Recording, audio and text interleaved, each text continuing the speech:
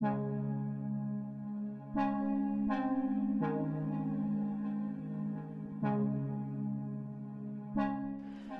Pilar, muchas gracias por sacarnos el tiempo, un lujo poder entrevistarte. Quería empezar de una vez con preguntas sobre el oficio de la edición. En una buena editora, ¿cómo se da la proporción entre forma técnica y la pulsión estética? Bueno, primero muchas gracias por la invitación. Este es un mes para hablar de libros, creo, aunque de libros siempre se puede hablar, ¿no? Bueno, yo creo que el trabajo editorial es una mezcla. El escritor Eduardo Mendoza, el escritor español Eduardo Mendoza, que tiene muchísima gracia y mucha inteligencia, dice que es un trabajo a medio camino entre la poesía y los presupuestos generales del Estado. Y yo creo que tiene razón. Hay una parte de la edición que tiene que ver con la sensibilidad sobre el contenido. Cuando hablamos de edición hablamos de muchas cosas. Cuando estoy hablando yo dirijo una división literaria en un gran grupo, hablo de literatura, de libros de ensayo, pero la edición es muchas cosas, se podría ver desde distintos puntos de vista. Desde la edición literaria diría que sí, que esa descripción de Eduardo Mendoza es justa. Por un lado tienes que tener una conciencia del contenido, saberlo leer, entender en qué contenedor, y cuando digo contenedor me refiero a en qué sello editorial nace un libro, porque supone una conversación con el lector distinta si nace en otro ecosistema, digamos. Y en ese sentido, una de las variables para juzgar un manuscrito pasa por la lectura intrínseca de aquello que estás leyendo, pero también en dónde será publicado, ¿no? Y luego que seas capaz de pensar que ese contenedor, que es un sello editorial, o que esa capacidad que tiene ese sello para prescribir o para funciona para vender ese libro. Y creo que eso hace que sea pues una cosa mixta entre un conocimiento literario grande y también una sensibilidad hacia, digamos, lo que podemos llamar el negocio, que finalmente es encontrar lectores para un libro. ¿Con qué órgano u órganos se percibe el ritmo de una obra literaria? Esa es una muy buena pregunta, porque siempre que se habla de edición, se habla de tener olfato. Pero yo creo que hay que tener gusto también, muchísimo. Hay que tener ojo. Y hay que tener mucho tacto para trabajar con artistas. Yo creo que para mí lo más importante, lo más emocionante y siempre un terreno pues como muy, diría, novedoso, que no es, aprendes muchas cosas, pero es irrepetible, como es irrepetible el encuentro con cada ser humano, es el trabajo con un autor, ¿no? Y en ese sentido, ahí hablo del tacto, es saber manejar a un autor, que es una figura, pues, quien nos lea o nos escuche. Yo solo le pido el ejercicio de pensar a alguien que ha estado 3 años en su casa imaginando un mundo, me refiero al autor de una novela, por ejemplo, imaginando un mundo y luego salir a mostrar ese mundo, ¿no? Ese producto distinto suyo que es una novela, un libro. Bueno, pues son, creo, seres distintos y el trabajo con ellos para mí es lo que fundamenta lo más interesante de editar libros. Vi que dijiste en una entrevista hace poco que los escritores, las escritoras son seres frágiles. ¿En qué sentido? Los escritores y las escritoras son seres frágiles en un momento muy específico digamos, del trabajo con una obra, con un libro. Yo creo que es cuando terminan. Muchos tienen la conciencia de que han querido hacer, pero no siempre de que han hecho. Y ese trabajo de conversación con el editor es muy interesante porque al no tener una certeza, siempre yo he trabajado con escritores inmensos, ¿no? Como un ejemplo de, no sé, Mario Vargas Llosa o un Javier Marías, un Héctor Abad, un Fernando Vallejo, por citar una Laura Restrepo, una amplia, digamos, gama de autores, tanto geográficamente hablando, de género, de edad. He trabajado también con autores mucho más jóvenes y creo que la sensación cuando terminan un libro de inquietud sobre qué es lo que han hecho es constante. Incluso un autor que se ha ganado el premio Nobel. la sensación de que no tiene total control, porque en el proceso, siendo muy profesional y técnico, creo que hay una serie de elementos que son control de la escritura, pero hay algo en el origen y en la materia con la que trabajan que se parece más a los sueños. Es muy difícil, cualquiera que sueñe, que somos todos, tendrá la conciencia de que inmanejable es el sueño, ¿no? Luego lo intenta verbalizar, lo intenta ordenar, lo intenta explicar, todo eso que puede ser emulable al proceso, luego de tener una idea y volver eso una estructura de novela, que es una cosa muy concreta. Pero la misma relación que uno tiene con el sueño, yo creo que tiene un escritor cuando termina un libro, y por tanto ese momento creo que es fundamentalmente frágil, incluso para el escritor más exitoso del mundo. Te oigo hablar de nombres muy importantes: Rosa Montero, Fernando Vallejo, Laura Restrepo. ¿Hay que ser una erudita para editar este tipo de autores? ¿La erudición es un requisito? Yo creo que la erudición no es un requisito de la edición.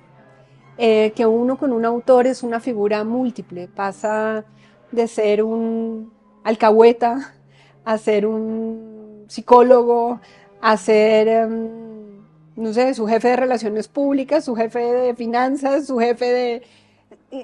quiero decir, bueno, jefe es una palabra grande, pero quiero decir, hay una relación que es muy compleja, la relación entre un autor y un editor. Creo que sí, un editor literario tiene que ser una persona leída, pero también tiene que ser una persona curiosa. A veces pienso que la erudición te convierte, por eso es distinto a este oficio al de un académico o al de un crítico, en alguien con unas opiniones ya muy fuertes. Yo creo que el editor no debe tener opiniones muy fuertes. Creo que un editor tiene que tener una curiosidad inmensa y pensar que el talento, que la creatividad puede venir de cualquier lugar. Que en la obra de un autor hay desniveles como en la vida y que uno tiene que seguir acompañando a ese autor. O sea, que uno si trabaja en la edición literaria, yo creo que se tiene que concebir más como un editor de carrera de un autor que un editor de libros específicos. Y en ese sentido pienso que intentar hacer siempre un ejercicio de mantener la mirada limpia, ingenua, es positivo. Y en ese sentido pienso que la erudición te puede volver cada vez más, no sé, exigente o opinionado respecto a determinadas cosas, y sí, pienso que el ejercicio de la edición es de curiosidad, pero sí se necesita leer mucho. ¿Cuántas páginas necesitas tú específicamente para vislumbrar la grandeza de un libro o descartarlo? Esa es una muy buena pregunta. Yo creo que te das cuenta relativamente rápido, porque es difícil distinguir aquello de qué trata un libro de cómo lo trata, ¿no? Yo creo que la gran literatura no hace esa distinción. Te interesa el tema y te interesa la forma. O incluso no te interesa el tema y la manera en que eso está contado es tan atrayente o tan sólida o tan original que, bueno, que terminas metido en un tema que no te importaba, ¿no? O que a priori sobre el que no tenías interés. Así que sí, pienso que para ver esas dos cosas, la importancia de qué trata un libro y cómo lo trata, pues en unas primeras páginas te das cuenta. Pero bueno, yo suelo ser rigurosa en intentar leer todo, me parece difícil, sobre todo entiendo soy muy sensible al esfuerzo y al ejercicio que un autor ha hecho para construir un libro. Incluso para aquello que me interesa menos, pues intento leer y en ese sentido que sea una opinión, pues con una lectura completa de un manuscrito, una opinión afincada en la lectura. ¿Te acuerdas cuál fue el primer libro que editaste? Sí, me acuerdo muchísimo porque fue una aventura en muchos sentidos. No sé si fue el primero, pero uno de los primerísimos libros que edité fue como El halcón peregrino, un libro de R.H. Moreno Durán, que además era un libro complejo porque era un libro que estaba basado en un programa de televisión que él había hecho, de entrevistas a escritores, que se llamaba Palabra Mayor, y él luego produjo unos pequeños ensayos que eran una mezcla entre crítica, entre perfil biográfico del autor, de su relación con ese autor, de cada uno de esos autores que él en su momento entrevistó para Palabra Mayor. Y además el libro tenía una parte gráfica, tenía, digamos, como una caja de texto y al lado un espacio para poner portadas de libros, fotos, objetos que RH considerara especialmente importantes relacionados con la manera en que estaba mirando a ese autor, y él le hacía los pies de foto y claro, RH estaba encantado de tener una editora joven que yo le paraba bolas para todo aquello que él pedía. Y fue un ejercicio tanto de edición de ese texto como de búsqueda de documentos, como pensar cómo lo planteábamos en la página, como pensando la página mucho para jugar de alguna manera con esos elementos anexos. Así que para mí hacer ese libro fue el mejor máster de edición con un personaje que era absolutamente inolvidable, inteligente, mordaz, divertido, maloso, todo como era R.H. Moreno Durán. Un manuscrito que te haya hecho temblar. Bueno, me pasó con Piedad Bonet. Yo ya no estaba viviendo en Colombia, pero me mandó el manuscrito de Lo que no tiene nombre, porque yo estuve cercana, digamos, a Piedad en los años en que empezó la enfermedad de Daniel, y fueron conversaciones, mira, como editor uno termina teniendo muchas conversaciones que no son los libros, son la vida, digamos, porque los libros finalmente lo que cuentan es la vida, ¿no? Y empecé a leer el libro en mi casa en Madrid, muy tarde en la noche, y terminé a las 4 de la mañana y no podía creer cómo había logrado contar eso. Y para mí sí, fue un manuscrito que, digamos que no estaba en juego la decisión de publicarlo o no, porque ya estaba tomada una decisión. Era otra cosa, era la relación pura de un lector que, bueno, y yo había estado, digamos, cerca de su relación familiar. Leer ese libro para mí fue muy impactante, sí. Un poco más amable, ¿cuál es el libro que más te ha hecho reír? El libro que más me ha hecho reír. Voy a poner otro ejemplo colombiano, aunque a mí me hacían reír mucho. Me encantaba el humor de Javier Marías, que era un humor muy, muy inglés, y creo que sus libros están llenos de frases muy geniales y muy sarcásticas, y me gustaba muchísimo. Pero me gusta la risa que me provoca leer a Fernando Vallejo, autor a quien llevo publicando. Ese fue uno de los primeros libros que edité también, no el texto, pero sí el texto de Contra, y bueno, que fue La Virgen de los Sicarios. Y con Fernando Vallejo siempre me produce mucha risa, una risa muy particular, pero ese narrador loco de esos libros me parece que para estos tiempos esa mirada tan totalmente extrema y sí, mordaz y risible sobre casi todo, me parece que es sana. ¿Cuál es tu postura sobre el narrador omnisciente que tanto critica Fernando Vallejo?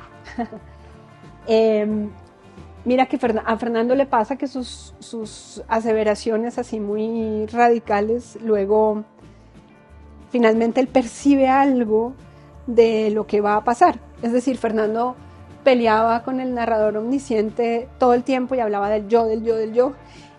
Y la tendencia que vino luego en la literatura, por lo menos, no sé, en español, en inglés, en francés, que fue ese fenómeno enorme que se llamó la autoficción, y que aún sigue siendo, digamos, una de las innovaciones de la narrativa, ¿no?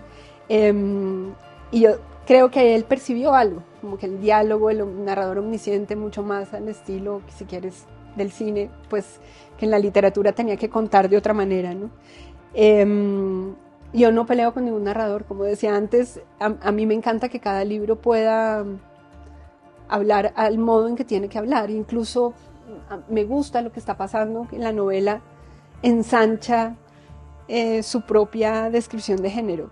Eso me parece que está muy bien, que no hay maneras ortodoxas de contar nada, ni que no le pase ni a la poesía, ni al teatro, ni a la narrativa. O sea, me parece que los géneros solo de alguna manera codifican para el público algo, pero que en la experiencia de un creador, entre más sea capaz de jugar como con el lenguaje, con las propias reglas de un género, a mí me parece que muy bien, muy saludable. ¿A qué saben los libros de Rosa Montero? Ay, a viento de montaña, no sé. Ella logra hacer de temas duros y siempre parece como una brisa de mañana cuando abres la puerta. O sea, incluso para tratar la vejez, ¿no? Hacerse mayor para las mujeres, o la locura, o siempre encuentra una manera graciosa, juguetona, ligera de hablar de cosas profundas. Y en eso me parece que sí, que sabe a viento de montaña.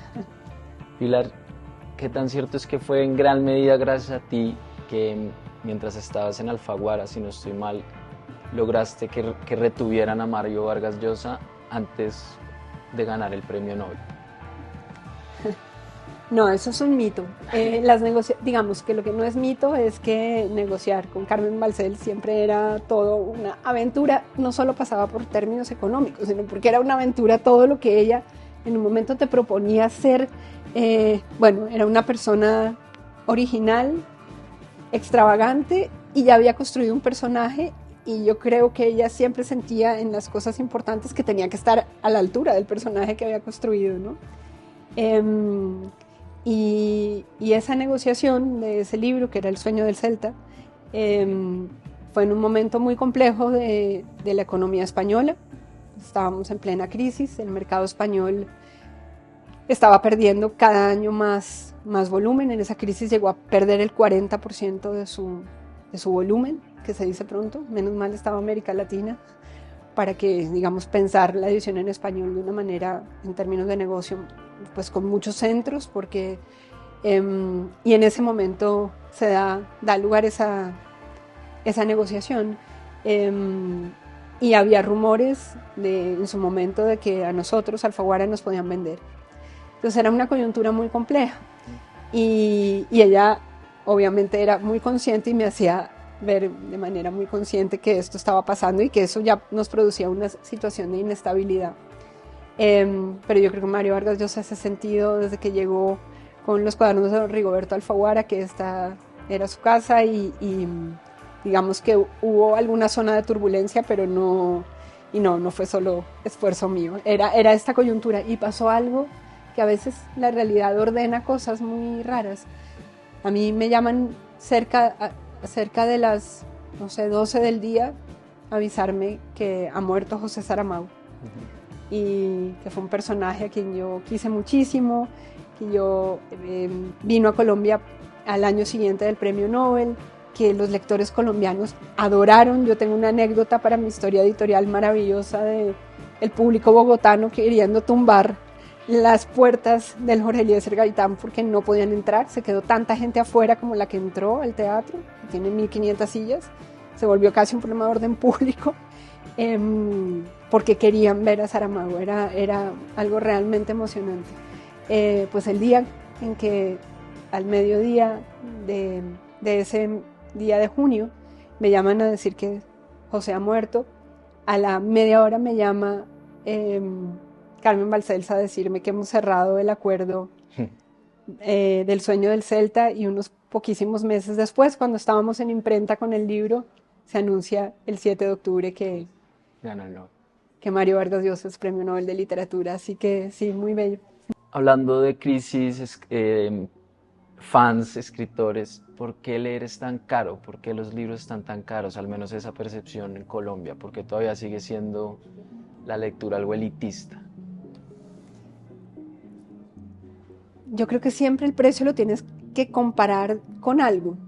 Pienso que respecto a otros, no sé, una entrada a teatro, una entrada a cine, o incluso una cerveza en un bar. Si piensas los libros en esos términos, no creo que sean excesivamente caros. El problema es que sí hay un círculo vicioso ahí, en el sentido de que si no hay una masa de lectores mayor, no puede haber digamos, una intención de tirada mayor. Tirada se llama la primera, digamos, el número de copias que haces de un libro, y cuyo precio está absolutamente relacionado con el coste de impresión que tiene un libro, o con el coste que tiene todo el proceso editorial, que lo tienes que dividir por el número de copias que hagas. Entonces hay un momento donde es un círculo vicioso, ¿sí? Digamos, tienes que dar determinado precio porque solo puedes hacer X número de ejemplares. Podrías dar otro precio si hubiese un mercado con más posibilidad de tirada, y entonces es ahí donde creo que hay una complejidad, aunque el negocio del libro también de algún modo genera, digamos, colecciones que tienen que ver con precio. Existen los libros que llamamos de trade, ni siquiera de gran formato, pero sí, libros de línea, digamos, y luego hay ediciones de bolsillo que intentan ser más baratas. Pero sí, creo que entre menos grande sea un mercado, más restricción de precio tiene, y eso sí puede generar lo que estás diciendo, que sea más difícil el acceso. Pero lo mismo diría porque no hay más librerías, porque no hay más, no sé, prescripción de libros de lectura en los colegios, ¿no? Hacia allá iba, ¿cuál es tu visión sobre las editoriales independientes? ¿Es una quijotada hoy en día sacar una editorial independiente en Colombia?